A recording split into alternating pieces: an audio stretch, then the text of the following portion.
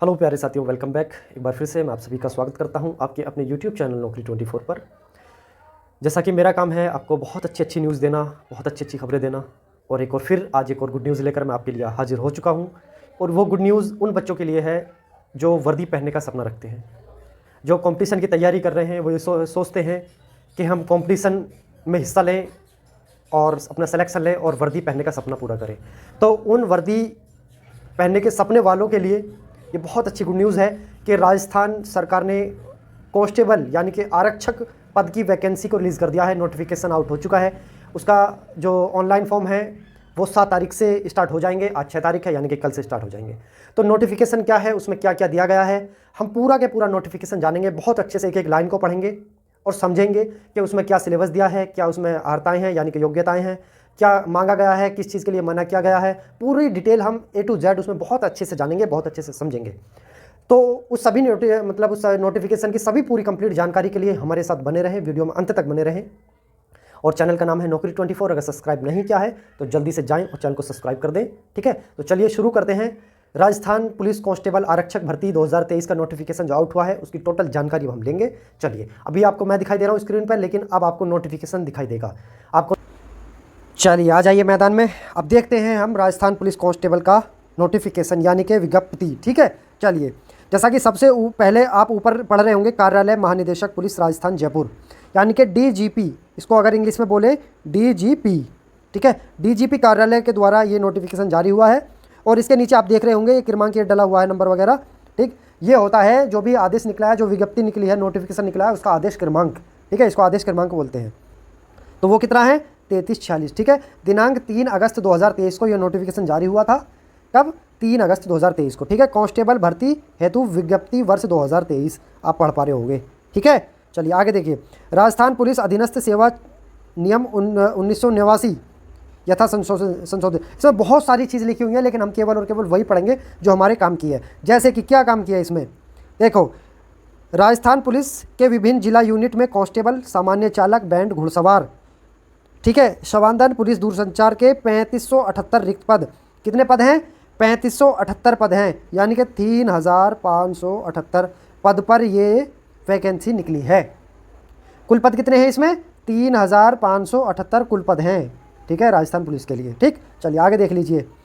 रिक्त पदों पर भर्ती के लिए समान पात्रता परीक्षा सीनियर सेकेंडरी लेवल 2022 के निम्न अनुसार न्यूनतम प्राप्तांक यानी कि आफ्टर नॉर्मलाइजेशन वाले अभ्यर्थियों से ऑनलाइन आवेदन पत्र, ऑनलाइन एप्लीकेशन फॉर्म आमंत्रित किए जाते हैं। इसका क्या मतलब है, तो इसका मतलब यह है जैसे उत्तर प्रदेश के अंदर पैट यानी कि PET का एग्ज़ाम होता है, ठीक है, जैसा यूपी के अंदर होता है पैट का एग्ज़ाम, ऐसा ही सीनियर सेकेंडरी लेवल का एग्ज़ाम होता है। कहाँ, राजस्थान के अंदर। अब जिसने राजस्थान के अंदर सीनियर सेकेंडरी लेवल 2022 का एग्ज़ाम क्वालिफाई करा है, केवल और केवल वही बच्चे इस फॉर्म को डाल सकते हैं, ठीक है, समझ आ गया। चलिए आगे देखिए। जैसे क्रमांक 1, 2, 3 वर्ग लिखा हुआ है और समान पात्रता परीक्षा सीनियर सेकेंडरी लेवल 2022 में न्यूनतम प्राप्तांक आफ्टर नॉर्मलाइजेशन। इसका क्या मतलब मैं आपको बता देता हूँ। जैसे सामान्य कैटेगरी, पिछड़ा वर्ग, अति पिछड़ा वर्ग यानी कि OBC, ठीक है, आर्थिक रूप से कमज़ोर वर्ग, है ना। अब इसमें यह कहा गया है कि जिन्होंने सीनियर सेकेंडरी लेवल 2022 का एग्ज़ाम पास करा है, नॉर्मलाइजेशन के बाद उनके 40% अंक आए हैं या 120 अंक हैं, वो ही इसमें फॉर्म डाल सकते हैं। अनुसूचित जाति एंड अनुसूचित जनजाति यानी कि SC एंड ST की बात यहाँ हो रही है। अगर उनके 108 अंक हैं यानी कि 36% अगर आए हैं तो वही फॉर्म डाल सकते हैं। अगर इससे कम है तो नहीं डाल सकते, ज़्यादा हैं तो डाल सकते हैं, ठीक है। और अगला है तीसरा, ट्राइबल सब प्लान एरिया यानी कि TSP। अगर 90 अंक वो लेकर आए हैं और परसेंट में 30%, तो वही डाल सकते हैं, इससे कम वाला फॉर्म नहीं डालेगा, ठीक है। हम एक एक लाइन नोटिफिकेशन में पढ़ेंगे। ऐसा तो नोटिफिकेशन बहुत सारे पेजेस हैं, बहुत सारी चीज़ लिखी हुई हैं, लेकिन केवल इसमें वही लाइन पढ़ेंगे हम जो बहुत ज़्यादा इंपॉर्टेंट है आपके जानकारी के लिए, ठीक है। चलिए अब देखिए, मैंने इसको हाईलाइट करा हुआ है।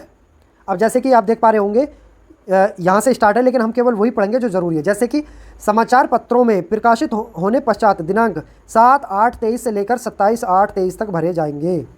यानी कि आपके जो ये ऑनलाइन फॉर्म होंगे वो 7 तारीख 8वां महीना 2023 से होंगे, और इनकी लास्ट डेट कब होगी, 27 तारीख 8वां महीना 2023 इसकी लास्ट डेट होगी, ठीक है। यानी कि आपको 20 से 21 दिन का आपको समय मिलेगा इसमें, ठीक, भरने के लिए, फॉर्म भरने के लिए। आगे दिया है आवेदन पत्र भरने की अंतिम तिथि के पश्चात दिनांक 28/8/2023 से 30/8/2023 तक। कब तक? 28/8/2023 से 30/8/2023 तक 30/8/2023 तक आवेदन पत्र में संशोधन त्रुटि सुधार हेतु वेबसाइट पर लिंक उपलब्ध कराया जाएगा। यानी कि आपने कोई फॉर्म भरा, उसमें कोई त्रुटि हो गई और उसमें आप संशोधन करना चाह रहे हो, तो 27 तारीख में तो लास्ट डेट आपके फॉर्म भरने की हो जाएगी और 28 तारीख से लेकर 30/8/23 तक आपको लिंक दी जाएगी कि आप अपने फॉर्म में त्रुटि है तो उसमें संशोधन कर सकते हैं। ये कहा गया है कब से? 28/8/23 से 30/8/23 तक। ठीक है, आगे लिखा है इससे पूर्व या पश्चात आवेदन पत्र में किसी प्रकार के संशोधन हेतु प्रार्थना स्वीकार नहीं किया जाएगा। यानी कि 28 से पहले और 30 के बाद किसी प्रकार का भी संशोधन आप अपने फॉर्म में नहीं कर पाओगे। केवल और केवल 28/8/23 से लेकर 30/8/23 तक ही आप अपने फॉर्म में संशोधन कर पाओगे, वो भी तब अगर कोई त्रुटि हो जाती है तो। ठीक है, आगे दिया है आवेदन पत्र में त्रुटि सुधार हेतु निर्धारित शुल्क 300 रुपये ऑनलाइन जमा कराना होगा। यानी कि अगर कोई त्रुटि हो जाती है और आप उस त्रुटि में संशोधन करना चाहते हो समय सीमा के अंदर, तो आपको उस त्रुटि में संशोधन करने के लिए फ़ीस देनी पड़ेगी, जो फ़ीस कितनी है? 300 रुपये है। और ये फ़ीस कैसे जाएगी? ये ऑनलाइन के माध्यम से जमा होगी। ठीक है, समझ आ गया? चलिए आगे देखिए। आवेदन पत्र में संशोधन त्रुटि सुधार का एक ही अवसर प्रदान किया जाएगा। यानी कि 28/8/23 से लेकर 30/8/23 तक त्रुटियों में संशोधन होगा, लेकिन केवल और केवल आप अपने फॉर्म में एक ही बार संशोधन कर सकते हो। ठीक है, एक ही बार करोगे, दोबारा संशोधन नहीं होगा उसमें। ठीक, ये भी इसमें लिखा गया है। आगे देखिए, आगे है आवेदक द्वारा केवल एक ही जिला यूनिट के लिए आवेदन किया जा सकेगा। जैसे कि आप या मैं या कोई भी फॉर्म भर रहा है तो वो केवल और केवल एक ही जिले के लिए आवेदन कर सकता है, एक ही यूनिट के लिए आवेदन कर सकता है। ऐसा नहीं है कि राजस्थान में सपोज करो कि 10 जिले हैं तो आप 10 के 10 जिलों के लिए फॉर्म डालोगे, नहीं, केवल और केवल एक ही जिले या एक ही यूनिट के लिए फॉर्म डाल सकते हो। ठीक है, चलिए इसमें दिया हुआ है। ठीक है, आगे चलिए, आगे देख लेते हैं। आगे है आवेदन की प्रक्रिया। क्या है? आवेदन की प्रक्रिया। ऑनलाइन आवेदन भरने के लिए अभ्यर्थियों को ऑनलाइन पोर्टल HTTP ये साइट दी गई है, ठीक है, राजस्थान गवर्नमेंट की। इस पर जाके रिक्वायरमेंट एडवर्टाइजमेंट पर उपलब्ध अप्लाई लिंक, ठीक है, इसको क्लिक करना है, या फिर SSO पोर्टल पर ये लिंक को ओपन करना है। इसको लॉगिन करके आप अपने फॉर्म ऑनलाइन अप्लाई कर सकते हो। ये आपको लिंक दी गई है, एक ये वाली लिंक है, ठीक है, और एक ये वाली लिंक है, एक ये वाली है, ठीक है, ये पोर्टल की है। तो ये लिंक दी गई है, यहाँ से आप अपना अप्लाई कर सकते हो।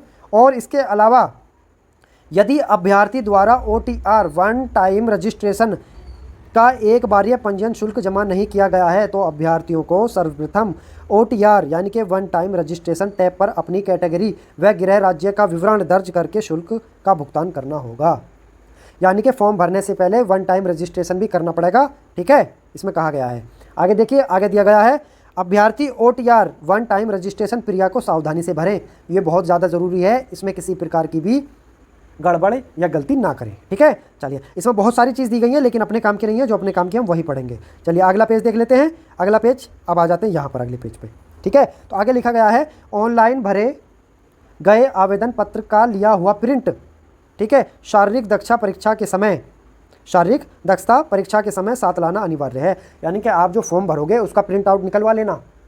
ठीक है, जब आपकी शारीरिक दक्षता परीक्षा होगी वहाँ पर आपको ये फॉर्म, ये प्रिंट आउट लेकर जाना पड़ेगा। ठीक है, इसमें ये भी कहा गया अनिवार्य है, लिखा हुआ है अनिवार्य। ठीक है, गलती नहीं करनी है बिल्कुल भी फॉर्म डालते समय, और अंत तक भी गलती नहीं करनी है। आगे देखिए, अगला पॉइंट है ऑनलाइन एप्लीकेशन फॉर्म में समस्त वांछित सूचना आवश्यक अंकित करें। कोई सूचना गलत या अपूर्ण भरने पर अभ्यर्थी का आवेदन रद्द कर उसे परीक्षा में प्रवेश नहीं दिया जाएगा, जिसकी जिम्मेदारी स्वयं आवेदक की होगी। यानी कि इसमें कहा गया है कि आपसे जो भी फॉर्म एप्लीकेशन में जो जानकारी ली गई है उसे बिल्कुल राइट भरें। कैसी भरें? राइट भरें, उसको राइट फिल करें। अगर आप उसको रॉन्ग जानकारी दोगे तो आपका फॉर्म कैंसिल हो जाएगा। क्या हो जाएगा? फॉर्म कैंसिल हो जाएगा और आपको एग्ज़ाम में शामिल नहीं किया जाएगा। इसमें बोला गया सीधा सीधा। ठीक है, तो कोई भी गड़बड़ ना करें फॉर्म भरते समय। ठीक, आगे चलिए, आगे है पंजीयन शुल्क, यानी कि जो फीस है हमारी फॉर्म भरने के लिए फ़ीस क्या लगेगी, अब उसके बारे में जान लेते हैं। तो सामान्य वर्ग व क्रीमी लेयर श्रेणी के पिछड़ा वर्ग, अति पिछड़ा वर्ग, राजस्थान से बाहर के आवेदकों के लिए 600 रुपये फ़ीस लगेगी। ठीक है, नंबर 2, राजस्थान के नॉन क्रीमी लेयर श्रेणी के पिछड़ा वर्ग, अति पिछड़ा वर्ग, आर्थिक रूप से कमजोर वर्ग, अनुसूचित जाति, अनुसूचित जनजाति, टीएसपी, शहरिया, इनके लिए 400 रुपये की फीस लगेगी। ठीक है, चलिए आगे देख लीजिए। आगे है शारीरिक दक्षता एवं मापतोल परीक्षा। ठीक है, ये जैसे कि आप देख पा रहे हैं, अब हम इसकी बात कर रहे हैं, शारीरिक दक्षता एवं मापतोल परीक्षा। हम वही इसमें देख रहे हैं जो हमारे लिए बहुत ज़्यादा इंपॉर्टेंट है। ठीक है, क्योंकि मैंने पूरे नोटिफिकेशन को पढ़ा, एक एक लाइन को पढ़ा, एक एक शब्द को पढ़ा, एक एक वर्ड को पढ़ा, जो बहुत ज़्यादा इंपॉर्टेंट है, जिसका आपको जानकारी होना बहुत ज़्यादा ज़रूरी है, उसको मैंने हाईलाइट कर लिया, मैं उसी को आपको बता रहा हूँ। ठीक है, अन्यथा इसमें बहुत सारी चीज़ें जो आपकी पढ़ने की ज़रूरत नहीं है, तो हम वो नहीं पढ़ेंगे, टाइम अपना खराब नहीं करेंगे। ठीक है, आगे देखिए। आगे है 15 गुना अभ्यर्थी को ही शारीरिक दक्षता दौड़ एवं मापतोल परीक्षा के लिए ऑनलाइन प्रवेश पत्र जारी किए जाएंगे। डाक से कोई भी प्रवेश पत्र नहीं भेजा जाएगा, यानी कि जो प्रवेश पत्र आपके आएंगे वो ऑनलाइन ही आएंगे। ठीक है, आपको साइबर जाना है। कहाँ जाना है? साइबर। ठीक है, तो साइबर जाओगे तो वहाँ से आप अपना ऑनलाइन अपना प्रवेश पत्र यानी कि एडमिट कार्ड वहाँ से निकलवा लेना। ठीक है, अब 15 गुना का क्या मतलब है? इसमें लिखा 15 गुना अभ्यर्थी को ही शारीरिक दक्षता दौड़ एवं मापतोल परीक्षा के लिए बुलाया जाएगा ऑनलाइन प्रवेश पत्र जारी करके। 15 गुना का मतलब है कि जिस भी ज़िले में, ठीक है, जिस भी क्षेत्र से, जिस भी ज़िले से, जिस भी कैटेगरी के लिए जितनी वैकेंसी जारी की गई हैं उनका 15 गुना। इसकी पूरी डिटेल आगे नोटिफिकेशन में दी गई है, आगे समझ लेना। ठीक है, फिलहाल इसमें इतना ही है यहाँ से। ठीक, अगला पॉइंट है शारीरिक दक्षता एवं मापतोल परीक्षा हेतु ई प्रवेश पत्र। अभ्यर्थी अपना प्रवेश पत्र वेबसाइट से प्राप्त डाउनलोड करने हेतु SSO ID से लॉगिन के पश्चात रिक्रूटमेंट पोर्टल से डाउनलोड कर सकते हैं। यानी कि शारीरिक दक्षता एवं मापतोल परीक्षा के लिए जो एडमिट कार्ड हैं आपके, ठीक है, क्या एडमिट कार्ड, वो आप कहाँ से डाउनलोड करोगे? वो आपको डाउनलोड करोगे SSO ID से लॉगिन करने के बाद रिक्रूटमेंट पोर्टल से, वहाँ से आप डाउनलोड करोगे। ठीक है, प्रवेश पत्र संबंधी सूचना अभ्यर्थी को ईमेल ID, ठीक है, जो आपने फॉर्म भरते समय ईमेल ID डाली होगी और अपना रजिस्टर्ड मोबाइल नंबर दिया होगा, उसमें रजिस्टर कराया होगा, उस पर ये जानकारी दे दी जाएगी कि आपका एडमिट कार्ड आ चुका है, जल्दी जाइए और अपना एडमिट कार्ड निकलवा लीजिए। ठीक, चलिए आगे चलते हैं, आगे देख लेते हैं आगे क्या है। आगे है भर्ती हेतु रिक्त पद। भर्ती हेतु रिक्त पद, इसमें गया है उत्कृष्ट खिलाड़ी कोटे के लिए आरक्षित 56 पद भी सम्मिलित हैं। यानी कि जो इसमें जो हमारे पद आए हैं, वैकेंसीज आई हैं इसमें, ठीक है, इसमें 56 पद शामिल करे गए हैं। लेकिन इसमें कहा गया है कि जिसके लिए अलग से विज्ञप्ति जारी कर पृथक से आवेदन पत्र आमंत्रित किए जाएंगे। यानी कि ये जो वैकेंसीज हमारी, कितनी वैकेंसी है? वैकेंसी है हमारी 3578, 3578 वैकेंसी है हमारी ये। ठीक है, 3578, 3578। अब इनमें से आप 56 वैकेंसी कौन सी? खिलाड़ी कोटे की निकाल लीजिए। कौन से कोटे की? खिलाड़ी कोटे की, खिलाड़ी कोटा। ठीक है, 56 वैकेंसी, तो कितनी बची? 22 बची, यानी कि 3522 पद के लिए आवेदन होंगे। जो ये 56 वैकेंसी है इनके लिए अलग से आवेदन होंगे, अलग से ऑनलाइन नोटिफिकेशन जारी होगा, ऑनलाइन फॉर्म मांगे जाएंगे इनके लिए 56 वैकेंसीज़ के लिए। ये खिलाड़ी कोटे की वैकेंसी है। ठीक है, चलिए आगे क्या है? आगे है महिलाओं के लिए आरक्षण। आरक्षण की बात की गई है महिलाओं के लिए। ठीक है, विज्ञप्ति रिक्तियों में महिला अभ्यर्थियों का 30% आरक्षण, यानी कि जो वैकेंसी है 3578, इसका 30% वैकेंसी। कितनी वैकेंसी? 30% वैकेंसी किसके लिए है? फीमेल के लिए। ठीक है, यानी कि महिला के लिए है 30% वैकेंसी। ठीक है, यानी कि 30% आरक्षण दिया गया है महिलाओं के लिए। आगे बोला गया है 30% आरक्षण में से 8% विधवाओं के लिए। ठीक, कैसे मैं आपको बताऊं, जैसे 30% आरक्षण महिलाओं के लिए दिया गया है, ठीक, इसमें से 8% किसके लिए है? विधवाओं के लिए, विधवा के लिए। ठीक है, 30% में से, और 2% विच्छिन्न विवाह, यानी कि जिनका तलाक हो गया है, तलाक हो गया है उनके लिए। ठीक, तलाक शुदा महिलाओं का 2%। ठीक, और आगे है विधवा एवं विच्छिन्न विवाह महिला अभ्यर्थी का चयन प्रक्रिया राज्य सरकार के परिपत्र क्रमांक इतना पाठ दिनांक 13/1/2016 के अनुसार की जाएगी। यानी कि जो महिलाएं विधवा हैं या जो महिलाएं तलाकशुदा हैं उनकी जो भर्ती प्रक्रिया है वो अलग होगी आपकी भर्ती प्रक्रिया से। इसमें यह कहा गया सीधा सीधा। 30% टोटल महिलाओं के लिए आरक्षण है, जिसमें से 8% विधवाओं के लिए है और 2% तलाकशुदा महिलाओं के लिए। ठीक है, और 20% बाकी रह गया, तो 20% अदर महिलाओं के लिए है। ठीक है, आगे चलिए, आगे क्या जानकारी है आगे देख लीजिए। आगे है भूतपूर्व सैनिकों के लिए आरक्षण की बात की गई है, भूतपूर्व सैनिकों के लिए। तो भूतपूर्व सैनिकों के लिए 12.5% पद, 12.5% पद आरक्षित हैं। कितने? 12.5% आरक्षित हैं। किसके लिए हैं? भूतपूर्व सैनिकों के लिए। ठीक, चलिए आगे देख लीजिए, आगे क्या है। आगे इसमें कुछ और बहुत सारी चीज़ें दी गई हैं, उन्हें समझ लीजिए। स्पष्टीकरण, यानी कि इनको खुल के बताया गया है कैसे कैसे। तो भूतपूर्व सैनिक वर्ग के अंतर्गत उसी अभ्यर्थी को पात्र माना जाएगा जो राजस्थान सिविल सेवा भूतपूर्व सैनिकों का आमेलन नियम 1928 के नियम 3 के अंतर्गत परिभाषित है। यानी कि राजस्थान सिविल सेवा के अंदर जो शर्तें रखी गई हैं, उन्हीं शर्तों के हिसाब से उनको माना जाएगा भूतपूर्व सैनिक जो उन शर्तों को पूरा करेगा। ठीक है, चलिए इसमें कहा गया है। आगे देखिए, जिन क्षेत्रों को ट्राइबल सब प्लान एरिया के अंतर्गत सम्मिलित किया गया है के पदों में अनुसूचित जनजाति यानी कि एसटी की बात हुई है हेतु 45% एवं अनुसूचित जाति यानी कि एससी की बात हुई है हेतु 5% पद तथा शेष 50% अनारक्षित पद केवल स्थानीय अभ्यर्थियों के लिए आरक्षित रहेंगे।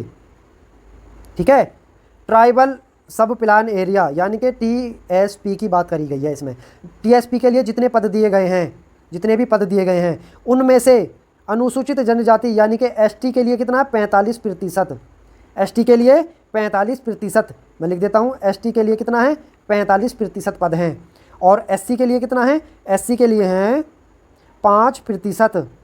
ठीक है, तथा शेष जो 50 बच गए वो अदर के लिए है। ठीक है, कितना? 50% पद। किसकी बात करी है? टीएसपी की बात करी है। जो टीएसपी में टोटल जितने भी पद दिए गए हैं उनमें से 50% अदर के लिए, 5% एससी कोटि का है और 45% एसटी कोटे के लिए है। ठीक है, इन क्षेत्रों में पिछड़ा वर्ग व अति पिछड़ा वर्ग के लिए आरक्षण शून्य रहेगा। यानी कि पिछड़ा वर्ग और अति पिछड़ा वर्ग के लिए कोई आरक्षण टीएसपी में नहीं दिया गया है। ठीक, अनुसूचित जाति, अनुसूचित जनजाति व पिछड़ा वर्ग के अभ्यर्थियों को नियम अनुसार आरक्षण का लाभ दिया जाएगा। यानी कि ओबीसी, एससी एंड एसटी के लिए नियम जो बना हुआ है उसी के हिसाब से, ठीक है, आरक्षण दिया जाएगा। ठीक है, इसमें यह कहा गया। अगला पॉइंट है एमबीसी वर्ग के लिए 5% आरक्षण दे है। किसके लिए? एमबीसी, इसके लिए कितना आरक्षण है? 5% आरक्षण दे है। ठीक है, चलिए आगे देखिए। सामान्य वर्ग के ऐसे अभ्यर्थी जिनकी वार्षिक आय 8 लाख रुपए तक या इससे कम है। कितनी? 8 लाख रुपए। उन्हें आर्थिक रूप से कमजोर वर्ग के अभ्यर्थी मानते हुए 10% आरक्षण दिया जाएगा। किसकी बात हुई है? ये जनरल कैटेगरी में ईडब्ल्यूएस की बात की गई है। इसमें ईडब्ल्यूएस के लिए कितना आरक्षण है? 10% का आरक्षण दिया गया है। ईडब्ल्यूएस में कौन आते हैं? ईडब्ल्यूएस में वो आते हैं जिनकी वार्षिक आय 8 लाख रुपए या इससे कम है, वो ईडब्ल्यूएस में शामिल होते हैं। ठीक है, चलिए आगे देखिए। आगे दिया गया है उभयलिंगी ट्रांसजेंडर जिन्होंने अपना जेंडर चेंज कराया हुआ है उनके लिए, यानी कि आवेदकों को पिछड़ा वर्ग के अभ्यर्थियों के समान ही आरक्षण का लाभ दे होगा। ठीक है, जिन्होंने अपना जेंडर चेंज करवाया है उनको पिछड़ा वर्ग के अभ्यर्थियों के समान आरक्षण दिया जाएगा। ठीक है, इसमें कहा गया। और आगे है उत्कृष्ट खिलाड़ी कोटे हेतु आरक्षित 56 पदों के लिए अलग से विज्ञप्ति जारी की जाएगी। मैंने आपको बता दिया, खिलाड़ी कोटे के 56 पद हैं, उनके लिए अलग से नोटिफिकेशन जारी होगा, अलग से फॉर्म भरे जाएंगे स्पेशल में। ठीक, चलिए आगे देखिए। आगे है राजस्थान राज्य से बाहर के अभ्यर्थी, यानी कि कोई भी वैकेंसी जो स्टेट, किसी भी स्टेट में जब वैकेंसी आती है तो उस वैकेंसी में पूरे भारत में, पूरे इंडिया में कोई भी उस फॉर्म को डाल सकता है, लेकिन जो कोटा होता है उसी कोटे के अंतर्गत आते हैं जितना रिजर्वेशन दिया होता है। तो उसी में इसके हिसाब से बताया गया है कि क्या है इसमें, राजस्थान राज्य के अलावा अन्य राज्यों के अनुसूचित जाति, अनुसूचित जनजाति, पिछड़ा वर्ग व अति पिछड़ा वर्ग, आर्थिक रूप से कमजोर वर्ग के अभ्यर्थियों को सामान्य वर्ग का अभ्यर्थी माना जाएगा। यानी कि आप अदर स्टेट से आते हो, राजस्थान में आप राजस्थान पुलिस का फॉर्म भरना चाहते हो तो आप किस कैटेगरी से आते हो, इससे कोई फ़र्क नहीं पड़ता, आपको राजस्थान में जनरल कैटेगरी में ही माना जाएगा। ठीक है, इसमें यह कहा गया है। आगे है वेतनमान और पेंशन की बात की गई है, वेतनमान और पेंशन। तो अगला पॉइंट है नियुक्ति के उपरांत 2 वर्ष की कालावधि के लिए, 2 वर्ष की कालावधि के लिए परिवीक्षाधीन परीक्षार्थियों के रूप में, ठीक है, 14,600 रुपये दिए जाएंगे मासिक, महीने का। ठीक है, यानी कि प्रोविजनल जब पीरियड आपका चलता है, जब आपको ट्रेनिंग, उसको समझा जाता है कि जब आप ट्रेनिंग पर रहोगे तो उस समय आपको जो मासिक वेतन होगा 14,600 रुपये होगा। ठीक है, उसके बाद जब आप 2 वर्ष का आप अपना परिवीक्षाधीन जब आप अपना प्रोविजनल पीरियड आप अपना कंप्लीट कर चुके होंगे तब आपको 7वें वेतन आयोग की सिफारिश के अनुसार कांस्टेबल पद की नियमित वेतन आपको दिया जाएगा और वेतन भत्ते जो भी बनेंगे 7वें वेतन के अनुसार तब आपको मिलेंगी पूरी सैलरी। मैं कह सकता हूँ कि पूरी सैलरी कब मिलेगी आपको, जब आप अपने 2 वर्ष का प्रोविजनल पीरियड आप पूरा कर चुके होंगे उसके बाद। ठीक, अगला पॉइंट है भर्ती हेतु पात्रता, योग्यता और छूट। कि इस भर्ती में क्या पात्रता होगी, क्या योग्यता है और क्या छूट दी गई है। ठीक है, अभ्यर्थी भारत का नागरिक या नेपाल या भूटान का प्रजाजन नागरिक होना चाहिए। ठीक, सबसे पहली बात। दूसरा, अभ्यर्थी को देवनागरी लिपि में हिंदी लेखन का व्यावहारिक ज्ञान तथा राजस्थान की संस्कृति का ज्ञान होना आवश्यक है। जब आप राजस्थान का फॉर्म डाल रहे हो तो राजस्थान की संस्कृति का ज्ञान तो आपको होना ही ज़रूरी है। ठीक है, आगे है न्यूनतम शैक्षणिक योग्यता और न्यूनतम शैक्षणिक योग्यता। ठीक है, इसके बारे में जिला यूनिट यानी कि जिला पुलिस इंटेलिजेंस की बात की गई है। जिला पुलिस इंटेलिजेंस की बात की गई है तो मान्यता प्राप्त स्कूल शिक्षा बोर्ड से सीनियर सेकेंडरी या 12वीं कक्षा या समक्ष परीक्षा उत्तीर्ण अगर आपने की हुई है तो आप जिला पुलिस इंटेलिजेंस का फॉर्म भर सकते हो। अगर इससे कम की गई है तो आप फॉर्म नहीं भर सकते। इससे ज़्यादा अगर आपने की हुई है तब भी आप फॉर्म भर सकते हो। कम से कम 12वीं आपके पास होना ज़रूरी है। ठीक है, पुलिस दूर संचार की बात कर लेते हैं तो मान्यता प्राप्त स्कूल शिक्षा बोर्ड से भौतिकी विज्ञान और गणित कंप्यूटर के साथ विज्ञान विषय में सीनियर सेकेंडरी या 12वीं कक्षा या समक्ष परीक्षा उत्तीर्ण। पुलिस दूर संचार के लिए भौतिक विज्ञान का होना ज़रूरी है, गणित का होना ज़रूरी है, कंप्यूटर का ज्ञान होना ज़रूरी है और साथ ही विज्ञान विषय का। ठीक है, जिसमें 12वीं कक्षा भी शामिल है। ठीक है, इनका आपका होना ज़रूरी है। पुलिस दूर संचार का फॉर्म आप तब डालोगे। ठीक, चलिए आगे देखिए। आगे है अगला पॉइंट वेरी इंपॉर्टेंट, मैंने इस पर लिखा हुआ है। क्यों लिखा हुआ है ये देखिए। कांस्टेबल ड्राइवर पद की पात्रता हेतु आवेदक के लिए विज्ञप्ति जारी होने की दिनांक से 1 वर्ष पूर्व का बना हुआ स्थायी वैध driving licence learning motor vehicle heavy motor vehicle होना आवश्यक है। समझ रहे हो ना। अगर आप ड्राइवर पद के लिए फॉर्म डाल रहे हो तो उसके लिए जब आपका जो विज्ञप्ति जारी हुई है यानी कि 3 तारीख 8वां महीना 2023, इससे पहले आपके पास ड्राइविंग लाइसेंस होना चाहिए लर्निंग मोटर व्हीकल या फिर हैवी मोटर व्हीकल। ठीक है, 3 तारीख से पहले का मांगा गया है इसमें। ठीक, चलिए आयु सीमा की बात कर लेते हैं। आयु सीमा क्या, इसमें क्या आयु सीमा मांगी गई है। आयु सीमा राजस्थान पुलिस अधीनस्थ सेवा इतने के अनुसार ऊपरी आयु में सभी आवेदकों के लिए 1 वर्ष का शिथिलन प्रदान किया गया है, यानी कि 1 वर्ष की छूट दी गई है इसमें। ठीक है, आगे बोला है ये आदेश क्रमांक दिया गया है 18 के अनुसार आयु की गणना 1 जनवरी 2024 को आधार मानकर नियम अनुसार की जाएगी, यानी कि 1 जनवरी 2024 को आपकी आयु की गणना होगी। आधार माना है 1 जनवरी 2024। ठीक, चलिए कैसे कैसे वो देख लेते हैं। कांस्टेबल सामान्य इंटेलिजेंस पुलिस दूरसंचार बैंड घुड़सवार श्वान दल आवेदकों के लिए क्या है, वर्ग है, कैटेगरी है सामान्य कैटेगरी के निम्न तिथि के बाद का जन्म नहीं हो, यानी कि 1/1/2006 1 तारीख जनवरी का पहली तारीख और 2006 के बाद का जन्म ना हो। ठीक है, और ये पुरुष महिला के लिए दोनों इसके लिए बात की गई है। न्यूनतम और अधिकतम 2/1/2000 से लेकर 2/1/1995। ये आपको दिया गया है सामान्य कैटेगरी के लिए EWS SC ST BC MBC के लिए, राज्य सरकार के कर्मचारी अमृत पुलिस अधिकारी कर्मचारियों के आश्रित के लिए और भूतपूर्व सैनिकों के लिए। ये आप चार्ट देख पा रहे होगे, अच्छे से इसको समझ लेना। ठीक है, मैं एक पॉइंट बताऊंगा तो इसमें बहुत टाइम लग जाएगा, आपके सामने है क्लियर, आप अच्छे से समझ सकते हो। ठीक है, चलिए आगे देख लीजिए। आगे है कांस्टेबल चालक आवेदकों के लिए, यानी कि कांस्टेबल ड्राइवर का जो फॉर्म डालेंगे उनके लिए आयु सीमा। ठीक, इसमें एक कैटेगरी दी हुई है यहाँ पर आयु सीमा दी गई है कि कब से कब तक न्यूनतम आयु तिथि और इधर अधिकतम आयु तिथि। पुरुष महिला दोनों के लिए, इधर भी पुरुष महिला दोनों के लिए, आप इसको देख लेना, समझ लेना। ठीक है, चलिए समझने के लिए कुछ नहीं है, सीधा सीधा लिखा हुआ है। आगे देख लीजिए, आगे क्या है, आगे है शारीरिक मापदंड। शारीरिक मापदंड में क्या है, राजस्थान पुलिस अधीनस्थ सेवा इतने के अनुसार अभ्यर्थी की ऊंचाई सीने का माप एवं वजन नियम अनुसार होना अनिवार्य है, यानी कि न्यूनतम ऊंचाई कितनी है पुरुष के लिए 168 सेंटीमीटर और महिलाओं के लिए 152 सेंटीमीटर। न्यूनतम सीना केवल पुरुषों के लिए, महिलाओं के लिए लागू नहीं होता। बिना फुलाए 81 सेंटीमीटर और फुलाने पर 86, यानी कि सीना का जो फुलाव है 5 सेंटीमीटर का मांगा है, 5 सेंटीमीटर का। न्यूनतम वजन केवल महिलाओं के लिए, पुरुषों में लिए लागू नहीं होता वजन, महिलाओं के लिए लागू होता है, यानी कि 47.5 किलो से कम की ना हो।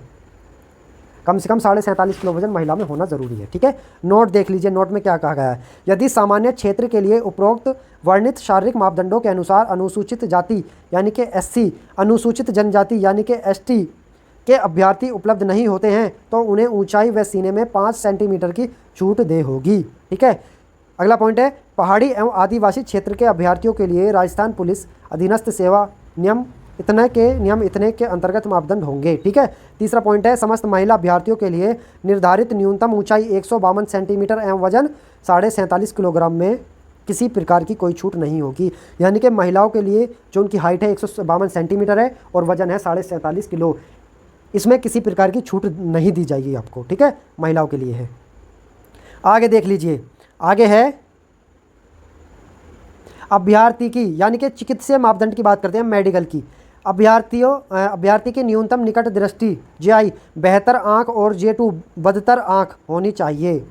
ठीक है। चश्मा पहनने जैसे सुधार के साथ या बिना सुधार के दोनों आँखों की न्यूनतम दृष्टि 6x6, ठीक है, बेहतर आँख, तथा 6x9 बदतर आँख होना चाहिए। यानी कि अगर आप चश्मा भी लगाते हैं तब भी आपको चल जाएगा, लेकिन जो शर्त दी गई है 6x6 और 6x9 वो आपके पास होनी ज़रूरी है, होनी चाहिए।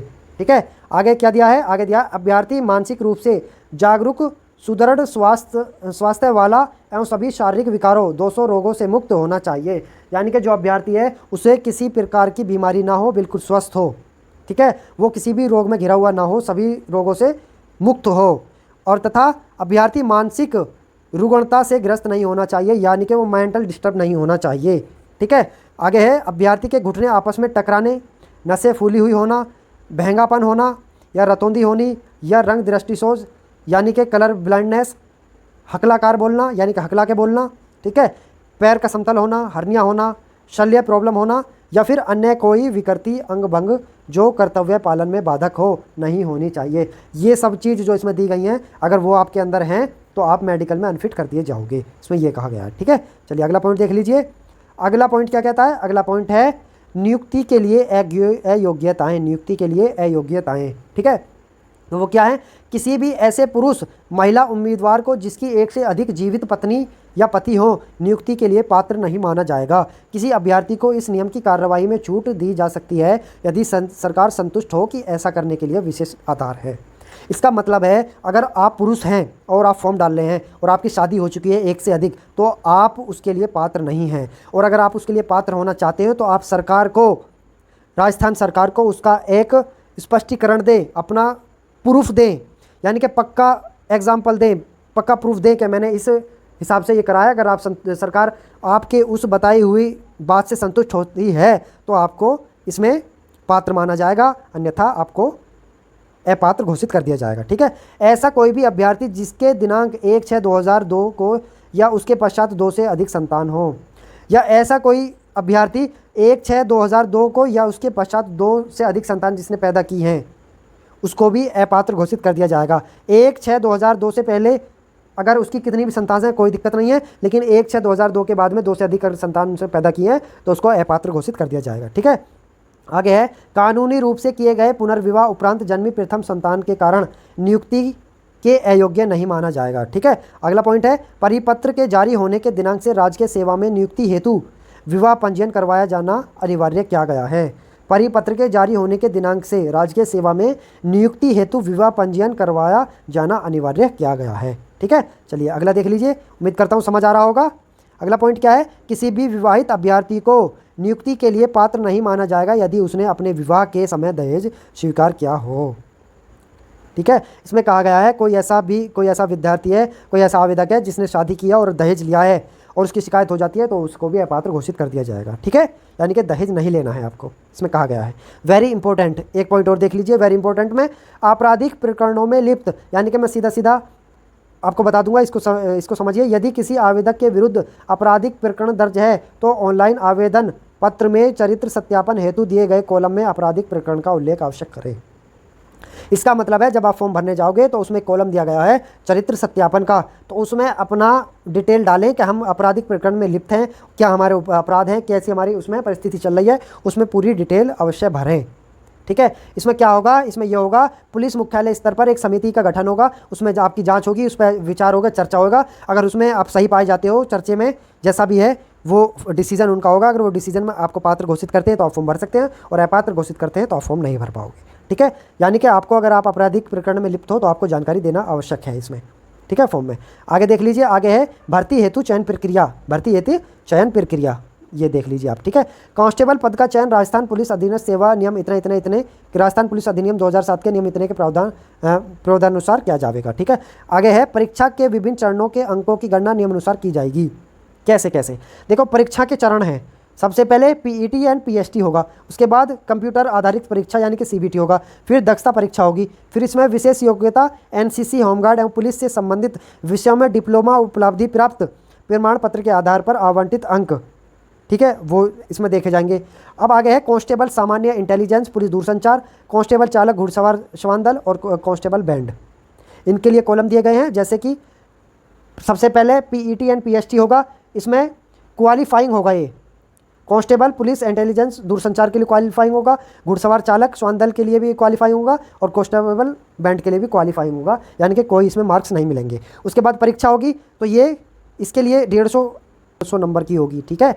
और इसमें कांस्टेबल चालक घुड़सवार श्वान दल के लिए 150 नंबर की परीक्षा होगी और कांस्टेबल बैंड के लिए परीक्षा नहीं होगी, ठीक है। आगे है दक्षता परीक्षा की बात कर लेते हैं, तो इसमें कांस्टेबल सामान्य इंटेलिजेंस पुलिस दूरसंचार के लिए नहीं होगा, कांस्टेबल चालक घुड़सवार के लिए होगा और कांस्टेबल बैंड के लिए 30-30 नंबर के होंगे दोनों के लिए, ठीक है। आगे है विशेष योग्यता, यानी कि एनसीसी, होमगार्ड एवं पुलिस से संबंधित विषयों में अगर आपने डिप्लोमा किया है, कोई उपाधि प्राप्त की है, तो उसके लिए इसमें 20 नंबर का फ़ायदा है, इसके लिए ये लागू नहीं है और यहाँ लागू नहीं है, यानी कि टोटल 170 अंक इसमें आपको दिए जाएंगे कांस्टेबल सामान्य इंटेलिजेंस और पुलिस दूरसंचार में, और कांस्टेबल चालक घुड़सवार श्वान दल में 180 नंबर हैं, यानी कि 150 का पेपर है और 30 नंबर अलग से दिए गए हैं दक्षता परीक्षा के, और यहाँ केवल और केवल 30 हैं, किस चीज़ के, दक्षता परीक्षा के कांस्टेबल बैंड के लिए, ठीक। चलिए आगे देख लीजिए, आगे है, उम्मीद करता हूँ समझ आ रहा होगा, चैनल को सब्सक्राइब कर दे, वीडियो को लाइक शेयर जरूर करें, ठीक है, रिक्वेस्ट है मेरी आपसे। नोट, कांस्टेबल बैंड के आवेदकों हेतु कंप्यूटर आधारित परीक्षा सीबीटी आयोजित नहीं की जाएगी,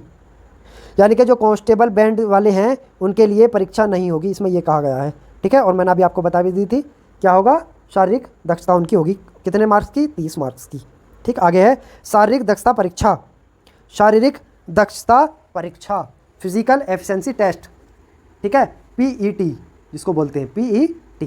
इसमें क्या है, आवेदकों में से संबंधित जिला यूनिट की पदवार वर्गार महिला पुरुषों की विज्ञप्ति रिक्तियां अनुसार वरीयता मेरिट क्रम में 15 गुना अभ्यर्थी को शारीरिक दक्षता दौड़ एवं मापतौल परीक्षा के लिए ऑनलाइन प्रवेश पत्र जारी किए जाएंगे। शारीरिक दक्षता परीक्षा में सफल अभ्यर्थियों को शारीरिक मापतौल परीक्षा में सम्मिलित किया जाएगा। अभ्यर्थी शारीरिक दक्षता परीक्षा में सम्मिलित होने से पूर्व राजकीय चिकित्सा से, ठीक है, शारीरिक दक्षता परीक्षा दौड़ में भाग लेने हेतु शारीरिक रूप से योग्य होने का प्रमाण पत्र संबंधित केंद्र पर आवश्यक रूप से प्रस्तुत करेंगे। इसमें क्या कहा गया है, इसमें कहा गया है कि आप जिस भी ज़िले से आ रहे हैं, जिस भी यूनिट के, उस ज़िले में यूनिट में जितने भी पदवार हैं, वर्गार महिला पुरुष की विज्ञप्ति जारी हुई हैं, जितने भी पद हैं, उनका 15% अभ्यर्थी को शारीरिक दक्षता यानी दौड़ के लिए, मापतोल के लिए बुलाया जाएगा, ठीक है। और उसमें कहा गया है जो दौड़ के लिए आएंगे वो क्या करके आएंगे, राजकीय चिकित्सक से शारीरिक दक्षता दौड़ में भाग लेने हेतु शारीरिक रूप से योग्य होने का प्रमाण पत्र लेकर आएंगे कि हम फिट हैं, हम दौड़ लगा सकते हैं, ठीक है, ये भी इसमें कहा गया है। आगे देखिए, अगला है, अगला पेज, अगले पेज पे क्या है, अगले पेज पे डिटेल दी गई है। शारीरिक दक्षता परीक्षा के लिए निर्धारित मापदंड वो क्या है, शारीरिक अभ्यर्थियों को शारीरिक दक्षता परीक्षा में उत्तीर्ण होने के लिए 5 किलोमीटर की दौड़ लगानी होगी। कैसे कैसे है, जैसे कांस्टेबल सामान्य इंटेलिजेंस चालक बैंड घुड़सवार श्वान दल पुलिस दूरसंचार सभी के लिए 25 मिनट का समय है पुरुषों के लिए, महिलाओं के लिए 35 मिनट का समय है और भूतपूर्व सैनिकों के लिए 30 मिनट का समय दिया गया है। और ट्राइबल सब प्लान क्षेत्र के अनुसूचित जाति और अनुसूचित जनजाति के लिए 30 मिनट का समय दिया गया है। और सभी के लिए 5 किलोमीटर की रेस दी गई है कि 5 किलोमीटर की रेस लगानी है आपको, ठीक है, सभी के लिए। चलिए, उम्मीद करता हूँ समझ आया होगा। चलिए आगे देखिए, बहुत अच्छी अच्छी चीज़ें लिखी गई हैं जिनको मैंने मार्क किया हुआ है। गर्भवती महिला अभ्यर्थी को शारीरिक दक्षता परीक्षा पीईटी में सम्मिलित नहीं होने की सलाह दी जाती है, यानी कि जो महिलाएं प्रेग्नेंट हैं उनको कहा गया है कि आप पीईटी यानी कि शारीरिक दक्षता परीक्षा में सम्मिलित ना हो, सलाह दी गई है उनको। इसके उपरांत भी यदि कोई गर्भवती महिला अभ्यर्थी अपनी जोखिम पर शारीरिक दक्षता परीक्षा में सम्मिलित होना चाहती है तो शारीरिक दक्षता परीक्षा दौड़ में भाग लेने हेतु शारीरिक रूप से योग्य यानी कि फिट होने का मेडिकल बोर्ड से जारी प्रमाण पत्र संबंधित केंद्र पर आवश्यक रूप से प्रस्तुत करना होगा। यानी कि जो महिलाएं प्रेग्नेंट हैं या गर्भवती हैं, ठीक है, प्रेग्नेंट इंग्लिश में बोलते हैं, गर्भवती हिंदी में बोलते हैं, जो हैं उनको पहले तो सबसे पहले सलाह दी गई है कि आप रेस ना लगाएं। और अब वो अपने जोखिम पर रेस लगाते हैं तो सबसे पहले उनको मेडिकल बोर्ड में प्रमाण पत्र जमा करना पड़ेगा उनको, ठीक है, मेडिकल बोर्ड से प्रमाण पत्र लेना पड़ेगा और वहाँ जमा करना पड़ेगा, तब आप रेस लगा पाएंगी। जिला भर्ती बोर्ड गर्भवती महिलाओं का ग्राउंड पर उपलब्ध मेडिकल बोर्ड से अपने व्यय के अनुसार पूर्ण शारीरिक दक्षता परीक्षा हेतु मेडिकल कराने के लिए स्वतंत्र होगा। ठीक है, आगे है शारीरिक दक्षता परीक्षा में दौड़ हेतु केवल एक ही अवसर प्रदान किया जाएगा। शारीरिक दक्षता परीक्षा के लिए कोई अपील करने का अवसर दे नहीं होगा, यानी कि जो दौड़ होगी उसके लिए केवल एक ही चांस मिलेगा और इसमें आपको अपील करने के लिए कोई अवसर नहीं दिया जाएगा, इसमें यह भी कहा गया है। ठीक है, केवल और केवल एक ही चांस मिलेगा। निर्धारित समय अवधि में दौड़ पूर्ण नहीं करने वाले अभ्यर्थी को शारीरिक दक्षता परीक्षा पीईटी में अनुत्तीर्ण मानते हुए भर्ती की अग्रिम प्रक्रिया में सम्मिलित नहीं किया जाएगा। यानी कि जिन भी अभ्यर्थियों से रेस नहीं लगती है उनको क्वालिफाई नहीं किया जाएगा और उनको वहीं से अगले स्टेप के लिए नहीं भेजा जाएगा, निकाल दिया जाएगा, ये कहा गया है इसमें। ठीक है, चलिए आगे देखिए। सेकंड नंबर पॉइंट है शारीरिक मापतोल। क्या है? शारीरिक मापतोल, फिजिकल स्टैंडर्ड टेस्ट, यानी कि पीएसटी की बात की गई है। ठीक है, पहले की थी हमने पीईटी की बात, अब कर रहे हैं पीएसटी की बात। शारीरिक दक्षता परीक्षा में सफल रहे अभ्यर्थियों को शारीरिक मापतोल परीक्षा पीएसटी में सम्मिलित किया जाएगा। भर्ती बोर्ड शारीरिक मापतोल में उपस्थित समस्त अभ्यर्थियों को उनके मापतोल से अवगत कराएगा तथा हस्ताक्षर कराएगा। अभ्यर्थियों की मापतोल की सूची पर चयन बोर्ड के हस्ताक्षर महसूल किए जाएंगे। ठीक है, समझ आ रहा है? चलिए आगे है शारीरिक मापतोल में असफल रहे असंतुष्ट अभ्यर्थी भर्ती बोर्ड के समक्ष निर्धारित प्रक्रिया अनुसार नगद 500 रुपये जमा करके उसी दिन अपील कर सकता है। यानी कि कुछ जो विद्यार्थी ऐसे हैं जिन्हें अपनी शारीरिक मापतोल में वो असंतुष्ट हैं, वो तभी अपील कर सकते हैं, उसके लिए 500 रुपये फीस जमा होगी। ठीक है, उसी दिन वहीं पर। परीक्षार्थी यदि अपील पर शारीरिक मापतोल में सफल रहता है तो उसके लिए उसका जो शुल्क है उसको वापस कर दिया जाएगा। ठीक है, और अगली चयन प्रक्रिया में उसको शामिल कर लिया जाएगा। यदि वह असफल पाया जाता है दोबारा भी तो उसमें उस स्थिति में उसका जो शुल्क है उसको वापस नहीं किया जाएगा, ये भी कहा गया है। अपील उसी दिन पूर्ण की जाएगी तथा समस्त अपील के दस्तावेजों पर मेडिकल बोर्ड एवं चयन बोर्ड के हस्ताक्षर महसूल होंगे। यानी कि जिस दिन आप अपील करोगे उसी दिन उसको पूर्ण भी कर दिया जाएगा, उसी दिन आपका टेस्ट हो जाएगा और जो टेस्ट होके जो उसके दस्तावेज होंगे उन पर मेडिकल बोर्ड के और चयन बोर्ड के हस्ताक्षर महसूल के लगाए जाएंगे। ठीक है, अभ्यर्थियों को किसी प्रकार का नुकसान न हो इसलिए उसी दिन भर्ती बोर्ड द्वारा मेडिकल बोर्ड की सहायता से मापतोल कराई जाएगी तथा वह मापतोल ही अंतिम मानी जाएगी। ठीक है, यानी कि जो मापतोल होगी वही अंतिम मान जाएगी, उसके अलावा आपको कोई और अवसर नहीं दिया जाएगा। अपील के पश्चात हुई मापतोल पर अभ्यर्थी के हस्ताक्षर होंगे। ठीक है, यानी कि अपील जब करते हो उसके बाद जो मापतोल आपकी होती है उसके जो डॉक्यूमेंट्स बनेंगे उन पर आपके हस्ताक्षर लिए जाएंगे ताकि आप दोबारा अपील ना कर सको। ठीक, आगे देखिए। आगे है कंप्यूटर आधारित परीक्षा। कंप्यूटर आधारित परीक्षा, ठीक है, सीबीटी। ठीक, इसमें शारीरिक दक्षता एवं मापतोल परीक्षा में सफल रहे सभी अभ्यर्थियों के लिए कंप्यूटर आधारित परीक्षा आयोजित की जाएगी। ठीक है, जो यानी कि शारीरिक दक्षता और मापतोल पास करके आ गए हैं वो फिर कहाँ जाएंगे? फिर वो एग्ज़ाम देने के लिए जाएंगे। एग्ज़ाम कैसे होगा? ऑनलाइन होगा। सीबीटी यानी कंप्यूटर बेस्ड टेस्ट होगा उनका। ठीक है, कंप्यूटर आधारित परीक्षा सीबीटी का प्रश्न पत्र 150 अंकों का होगा, यानी कि 150 अंकों का होगा, जिसमें वस्तुनिष्ठ यानी कि ऑब्जेक्टिव क्वेश्चंस होंगे जो 150 प्रश्न होंगे, यानी कि एक क्वेश्चन 1 मार्क्स का होगा। ठीक है, आगे है जिसकी समयावधि 2 घंटे होगी, यानी कि 2 घंटे मतलब 120 मिनट का समय आपको दिया जाएगा इसमें। ठीक है, 150 क्वेश्चन होंगे, 120 मिनट का समय दिया होगा। प्रत्येक प्रश्न का सही उत्तर देने पर 1 अंक मिलेगा। मैंने आपको बता दिया 150 क्वेश्चन है तो 150 अंक का है। ठीक है, और गलत उत्तर देने पर प्रश्न के निर्धारित अंक का 25% काट लिया जाएगा। यानी कि अगर आपने 4 क्वेश्चन गलत कर दिए, ठीक, तो आपका एक क्वेश्चन जो सही हो चुका है उसको भी गलत माना जाएगा, इसमें यह कहा गया। यानी कि 1/4 की निगेटिव मार्किंग है इसमें।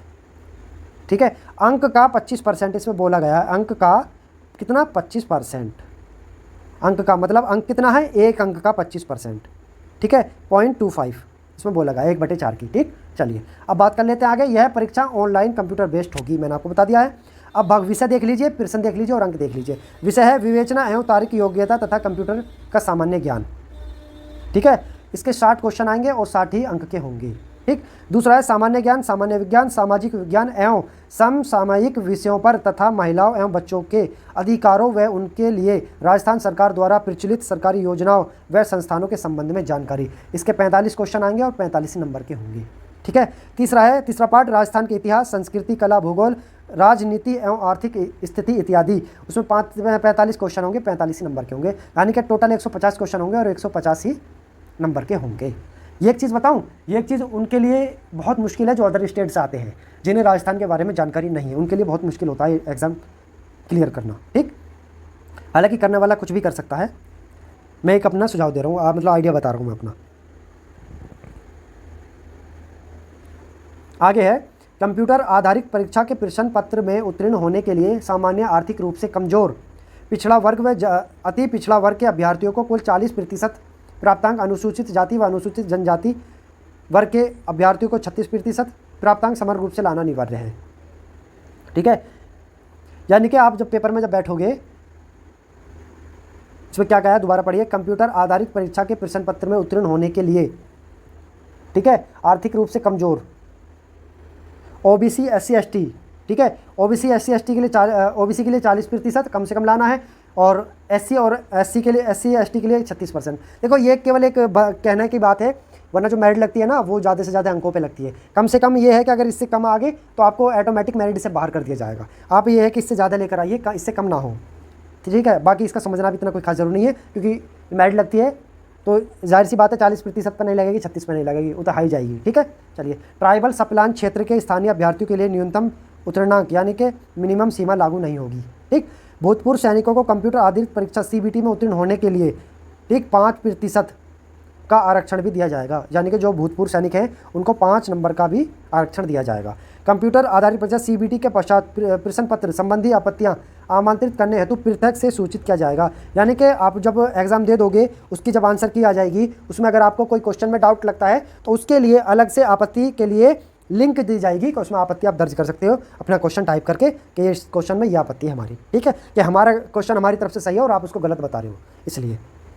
अगला पॉइंट है, दक्षता परीक्षा कांस्टेबल चालक बैंड घुड़सवार श्वान दल आवेदकों के लिए ये जानकारी है कि कंप्यूटर आधारित परीक्षा CBT में कांस्टेबल चालक घुड़सवार श्वान दल पदों के लिए सफल अभ्यर्थियों तथा कांस्टेबल बैंड पद के आवेदकों हेतु दक्षता परीक्षा आयोजित की जाएगी।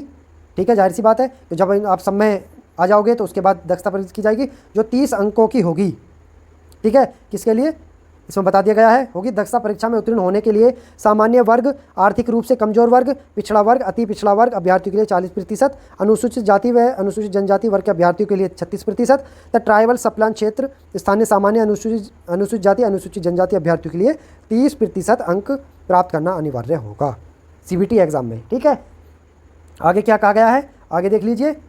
आगे कहा गया है, कांस्टेबल चालक पद के आवेदकों के पास विज्ञप्ति जारी होने के दिनांक से 1 वर्ष पूर्व का बना होना चाहिए। क्या, ड्राइविंग लाइसेंस वैध, लर्निंग मोटर व्हीकल या हैवी मोटर व्हीकल। ठीक है, चलिए आगे क्या है, दक्षता परीक्षा के प्राप्तांक अंतिम चयन हेतु सम्मिलित किए जाएंगे। दक्षता परीक्षा में निर्धारित प्राप्तांक अर्जित नहीं करने वाले अभ्यर्थी अयोग्य माने जाएंगे तथा भर्ती की अग्रिम चयन प्रक्रिया में सम्मिलित नहीं किए जाएंगे। ठीक है, यानी कि जो बच्चे दक्षता परीक्षा में नंबर नहीं लाए हैं उनको अयोग्य घोषित करा जाएगा और भर्ती की अग्रिम चयन प्रक्रिया में उनको शामिल नहीं किया जाएगा, इसमें यह कहा गया है। आगे देख लीजिए, 13 नंबर पॉइंट क्या है। 13 नंबर पॉइंट है, विशेष योग्यता हेतु आवंटित अंक। कांस्टेबल सामान्य पुलिस दूरसंचार इंटेलिजेंस पद के अभ्यर्थियों को शारीरिक दक्षता मापतोल परीक्षा एवं कंप्यूटर आधारित परीक्षा उत्तीर्ण करने के उपरांत विशेष योग्यता हेतु प्रमाण पत्रों के आधार पर नियमानुसार अंक अधिकतम 20 प्रदान किए जाएंगे, जिनकी गणना अंतिम चयन हेतु की जाएगी। यानी कि अगर कोई आवेदक ऐसा है जो कांस्टेबल सामान्य पुलिस दूरसंचार इंटेलिजेंस पद के अभ्यर्थियों के लिए शारीरिक दक्षता मापतोल परीक्षा कंप्यूटर आधारित उत्तीर्ण करने के उपरांत वो सर्टिफिकेट जमा करता है जिसमें अधिकतम 20 अंक दिए जाएंगे, जो कि आपकी फाइनल मेरिट में ऐड हो जाएंगे। ये है, जैसे कि NCC का सर्टिफिकेट है तो जिस पे C कैटेगरी का है उसको 10 अंक दिए जाएंगे, जिस पे B का है उसको 8 हैं और जिसको A का है उसको 6 दिए जाएंगे। ऐसे ही होमगार्ड के लिए है, जिसने होमगार्ड ने 3 वर्ष की सेवा कर ली है, 3 वर्ष की, उसको 10 अंक है, जिसको 2 वर्ष की है उसको 8 अंक है, और जिसने 1 वर्ष की सेवा दी है होमगार्ड में उसको 6 अंक दिए जाएंगे। ठीक है, और इसका भी प्रमाण पत्र होना ज़रूरी है। आगे है, पुलिस से संबंधित विषयों में डिप्लोमा उपाधि प्राप्त अभ्यर्थी, यानी कि पुलिस से संबंधित आपने कोई डिप्लोमा किया है, कोई उपाधि की है, उसके लिए भी अंक दिए गए हैं, जैसे कि 10, 8 और 6, या पढ़ लीजिए, 3 पॉइंट इसमें दिए गए हैं। ठीक है, चलिए आगे है, उपरोक्त तीनों में से अभ्यर्थी के द्वारा इंगित कोई भी 2 का विशेष योग्यता के अंकों की गणना के लिए उपयोग होगा। ठीक, अभ्यर्थियों द्वारा विशेष योग्यता के मूल प्रमाण पत्र एवं समय प्रमाणित कृतियाँ शारीरिक दक्षता मापतोल परीक्षा PET PST के सामान्य चयन बोर्ड के समक्ष प्रस्तुत करने होंगे। यानी कि जो आपके पास प्रमाण पत्र हैं, जो आपके सौ प्रमाणित कृतियाँ हैं, ठीक है, वो कब शारीरिक जब दक्षता आपकी होगी, मापतोल होगी, उस समय चयन बोर्ड के सामने आपको वो पेश करने पड़ेंगे। ठीक है, अगला है दस्तावेज सत्यापन।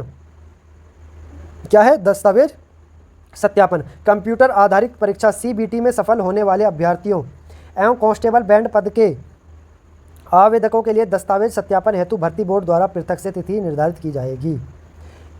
कांस्टेबल बैंड के लिए, ठीक है, अलग से क्या करा जाएगा, तिथि उनको दी जाएगी। आगे देखिए अगला पॉइंट क्या है।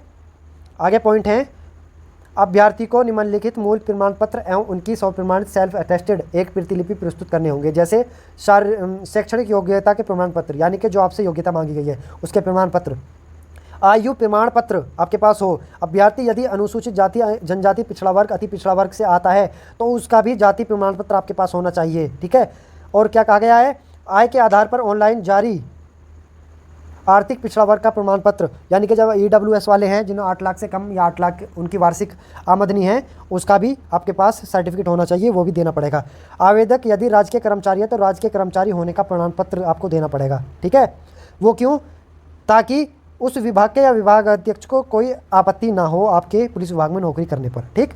आवेदक यदि कर्तव्य का पालन करते हुए मारे गए मृतक पुलिस अधिकारी कर्मचारी का आश्रित है तो उसकी संतान होने का प्रमाण पत्र आपको देना पड़ेगा। यानी कि आपके कोई माता पिता हैं जो पुलिस विभाग में हैं और वो मृत हो गए हैं, तो आप उस फॉर्म भर रहे हैं तो आपको भी उनका प्रमाण पत्र, उनकी संतान होने का प्रमाण पत्र आपको देना पड़ेगा, ठीक है, तब आपको छूट दी जाएगी। चलिए आगे बात कर लेते हैं 15 नंबर। 15 नंबर क्या है, अभ्यर्थी द्वारा समग्र प्रकार कंप्यूटर आधारित परीक्षा विशेष योग्यता एवं दक्षता परीक्षा के प्राप्तांकों के आधार पर प्रत्येक स्तर का वर्गवार रिक्त पदों के अनुसार वरीयता क्रम में चयन सूची राज्य सरकार के परिपत्र क्रमांक इतना इतना इतना में निहित प्रावधान अनुसार तैयार की जाएगी। यानी कि जितने आप जिस भी उसमें जैसे पेपर आपने दिया उसमें मार्क्स, शारीरिक दक्षता परीक्षा हुई, दौड़ हुई, उसमें जो मार्क्स वगैरह जो भी हैं उन सभी को इकट्ठा करके मेरिट बनेगी, इसमें ये कहा गया है, ठीक है। स्वास्थ्य परीक्षण की बात कर लेते हैं। मेडिकल बोर्ड से चिकित्सीय परीक्षण में उपयुक्त पाए गए अभ्यर्थियों को ही नियुक्ति हेतु पात्र माना जाएगा। क्या कहा गया है, मेडिकल बोर्ड से चिकित्सीय परीक्षण में उपयुक्त पाए गए अभ्यर्थी को ही नियुक्ति हेतु पात्र माना जाएगा। यानी कि जो मेडिकल आपका होगा उसमें अगर आप फिट पाए गए हैं तो ही आप नियुक्ति हेतु पात्र होंगे, अगर अनफिट कर दिए तो आपकी नियुक्ति नहीं होगी, उसमें ये कहा गया है, ठीक है। चलिए आगे देख लीजिए। आगे है 17 नंबर, किए गए अभ्यर्थियों के आयु, शिक्षा एवं वर्ग, चालक लाइसेंस एवं विशेष योग्यता इत्यादि से संबंधित प्रमाण पत्रों की जांच कराई जाएगी तथा वेरिफिकेशन रोल भरवाया जाकर चरित्र सत्यापन कराया जाएगा। सत्यापन के उपरांत उपयुक्त पाए जाने वाले अभ्यर्थियों को निम्नानुसार नियुक्ति हेतु पात्र माना जाएगा। यानी कि जो आप डॉक्यूमेंट्स आप दोगे, सबमिट करोगे, उनकी जांच होगी, उनका सत्यापन होगा। अगर आप उसमें जरा भी गड़बड़ी आप करते पाए जाओगे तो आप अपात्र घोषित हो जाओगे, ठीक है, इसमें यह कहा गया है। और आगे इसमें बहुत सारी बात की गई हैं, वो भी हम जान लेते हैं। आगे है, आवेदन पत्र में अंकित सूचना किसी भी स्तर पर गलत अथवा अपूर्ण पाई जाती है, ठीक है, तो उसमें क्या होगा, उसमें यह होगा कि आप नियुक्ति हेतु पात्रता व नियुक्ति आदेश निरस्त आपका कर दिया जाएगा। अगर आप किसी भी प्रकार की आपने गड़बड़ी की है तो आपका नियुक्ति आदेश निरस्त कर दिया जाएगा और इस पर राज्य सेवा से निष्कासन करते हुए नियम अनुसार, ठीक है, कार्रवाई भी की जाएगी, ये कहा गया है। निरस्त किए गए आवेदन पत्रों के शुल्क भी वापसी नहीं होंगे, ये भी कहा गया है। राजकीय सेवा में सेवारत कर्मचारियों को संबंधित विभाग अध्यक्ष का अनापत्ति प्रमाण पत्र, मैंने आपको बता दिया, आप जिस भी विभाग में नौकरी कर रहे हैं राज्य में, वहाँ से जब आप छोड़कर आओगे तो उसका अनापत्ति पत्र भी आप लेकर आओगे ताकि वो ऑब्जेक्शन ना उठाएं, ठीक है। चलिए, अगर ऑब्जेक्शन उठाते हैं तो आपकी जो पात्रता है उसको निरस्त कर दिया जाएगा, ठीक है। आगे देख लीजिए, अगला क्या है, आगे है चयन प्रक्रिया के किसी भी चरण में सम्मिलित होने के लिए यात्रा अथवा दैनिक भत्ता दे नहीं होगा। यानी कि आप पेपर देने जा रहे हो, अपना खर्चा कर रहे हो, आप दौड़ लगाने जा रहे हो, आप मेडिकल के लिए जा रहे हो, खर्चा कर रहे हो, तो सरकार उसको पे नहीं करेगी, बल्कि खर्चा आपका अपना रहेगा, ठीक है। परीक्षा के सभी चरणों में अभ्यर्थी को प्रवेश पत्र साथ लाना अनिवार्य है। अगर आप प्रवेश पत्र साथ नहीं लाओगे तो भाग लेने नहीं दिया जाएगा। यानी कि आप जिस भी चरण में जाओगे, पेपर देने जाओगे तो एडमिट कार्ड लेकर जाओगे, आप पीईटी के लिए जाओगे, पीएचडी के लिए जाओगे, मेडिकल के लिए जाओगे, प्रवेश पत्र आप अपना साथ लेकर जाओगे। अभ्यर्थी शारीरिक दक्षता परीक्षा में समय की जिम्मेदारी पर भाग लेगा।